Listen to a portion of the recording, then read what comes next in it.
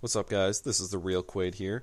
This is the first Elite Four challenge that we had in the league.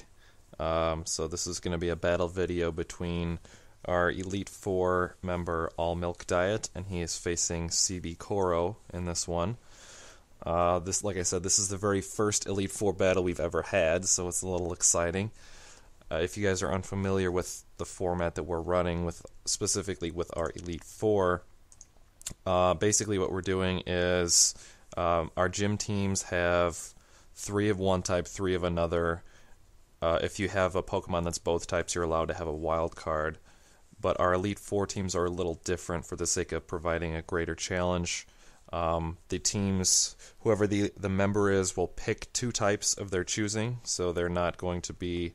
They can basically pick whatever types they want to build a team around.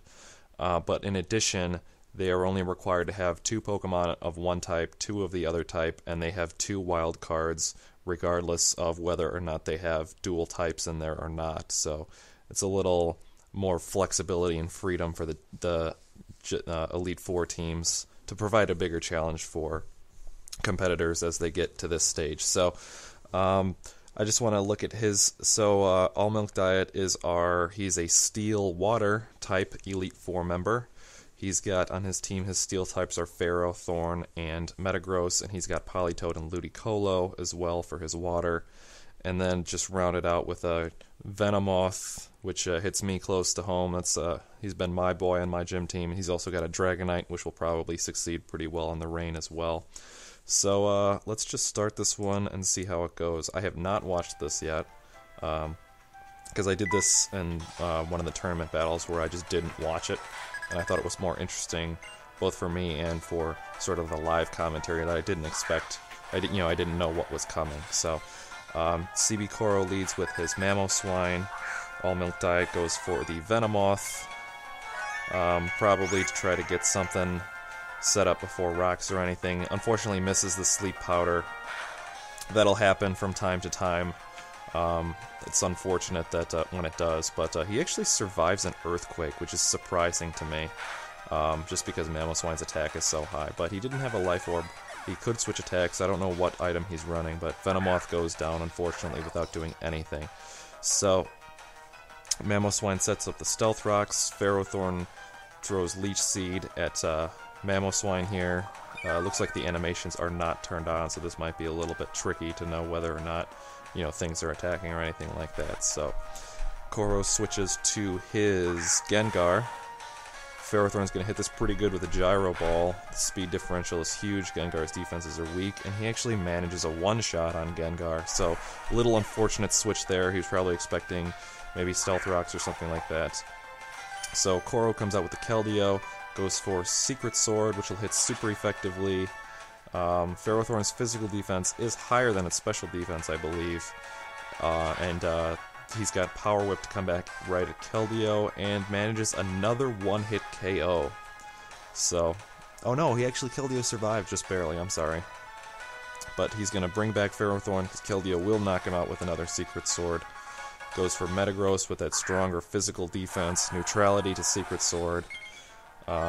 He gets hit by the rocks, unfortunately, but there's another Secret Sword. It does a pretty decent chunk out of Metagross here.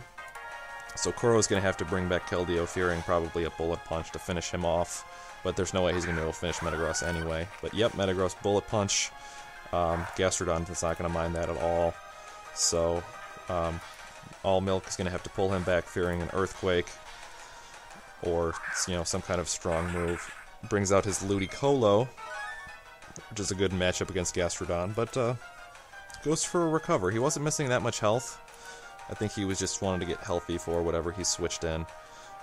So he's going to bring back his Gastrodon, of course, because that's going to get one-shotted by Ludicolo's Grass move of choice. Goes for Porygon 2. He's going to grab Rain Dish real quick, but Ludicolo hits Leech Seed on him, so he's going to start ticking away. Going to be doing some good damage. That's a nice way to get Porygon 2 some damage out there. So he's going to protect, get some additional damage. But Porygon 2 doesn't mind. He's going to set up the Trick Room. So we're just going to let it catch up here. He's going to pull back Ludicolo,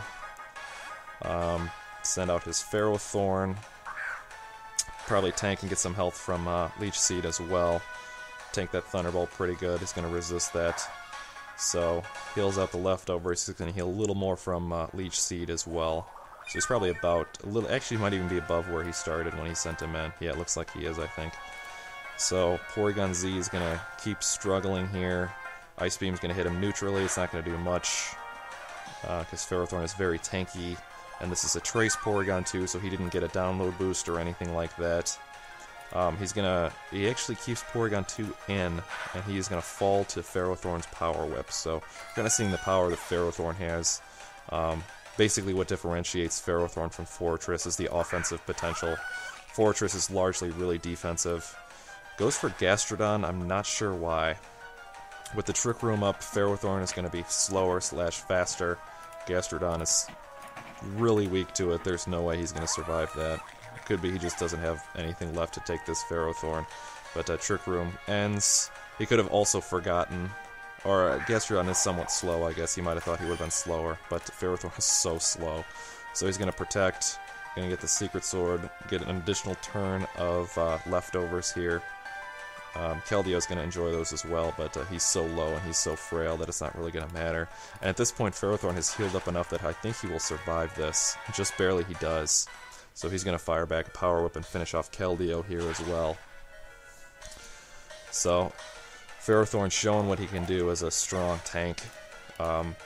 Doesn't really need support options because he can take hits and he can dish them out just as well. So here comes Mamoswine. Mamoswine will be able to finish him off pretty easily here with an Earthquake. So Ferrothorn finally goes down after doing so much damage. He goes for Dragonite. Interesting choice against a Mamoswine. I probably would have sent out Politoed if I were in this situation. Unless he... Oh, he is doing that. I don't know why he didn't do that originally. He just racked up some additional Stealth Rock damage. I don't understand what's going on with that. Could have been a misclick or something like that. But we're sort of back to where I think we should be. So Coro's going to bring back the Mamoswine. Go for his Kingdra. Now that the rain is up, he's going to be in really good shape. He's going to double resist that Surf. I'm assuming that that's a Swift Swim Kingdra that abuses the rain. So this one is not over yet. Coro with a Kingdra in the rain. Kingdra is so scary in the rain. It's the reason why people use it. So he's got a Life Orb. He is at -2 special attack right now, so he probably will want to switch here. So he brings Metagross. No, he goes for a Waterfall. It's going to be a physical attack, so it's not affected by the Draco Meteor. Doesn't manage to finish him off, just barely. Metagross has got some great defense, neutral to that water attack, but he's going to actually be able to finish off Kingdra here. So now Coro brings out his Mamoswine once again. Mamoswine, if he brings back Metagross, that's a good play. There's nothing he can do in that situation. Goes for a Dragonite. I don't like that play at all. You gotta expect he's coming at you with an Ice Shard. So going in with Dragonite I don't think is a very good decision. And he goes for the Ice Shard, sure enough. I mean, Metagross's hit points were so low at that point, there's no reason for him to use Earthquake. And at the off chance that Metagross uses a Bullet Punch, you gotta try to beat him anyway. So Metagross is gonna fall to the rock damage here.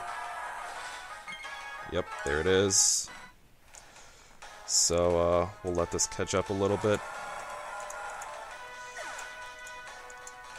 So he brings in Ludicolo. This is a pretty good matchup for him. Ludicolo's got 2 super effective stabs on Mamoswine, and Mamoswine doesn't have any.